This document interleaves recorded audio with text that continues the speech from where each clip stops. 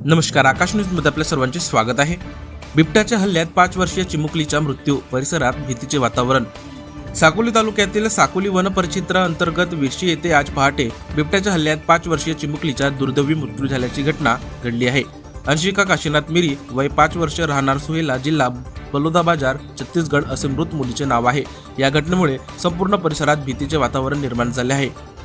प्राप्त माहितीनुसार संजय कापगते यांच्या शेतातील विटाभट्टीवर काम करणाऱ्या कुटुंबातील अंशिका आज पहाटे सुमारे 5 वाजण्याच्या सुमारास आईसोबत शौचासाठी गेली होती। परत येत असताना आई पुढे आणि अंशिका मागे येत होती। याच वेळी शेजारील मक्याच्या शेतातून अचानक बिबट्याने झडप घालत अंशिकाला ओढून नेले।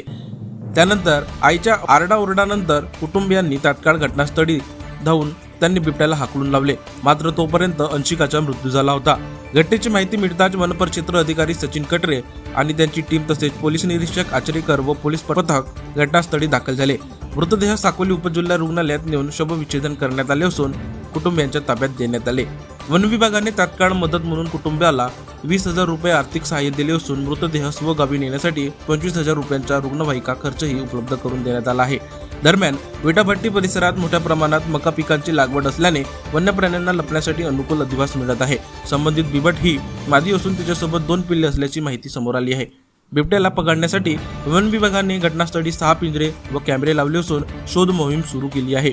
सदर घटना साकोली तालुक्यातील ही 4थी घटना असून यापूर्वीच्या घटनांशी थेट संबंध नसल्याचे अधिकाऱ्यांनी स्पष्ट केले आहे।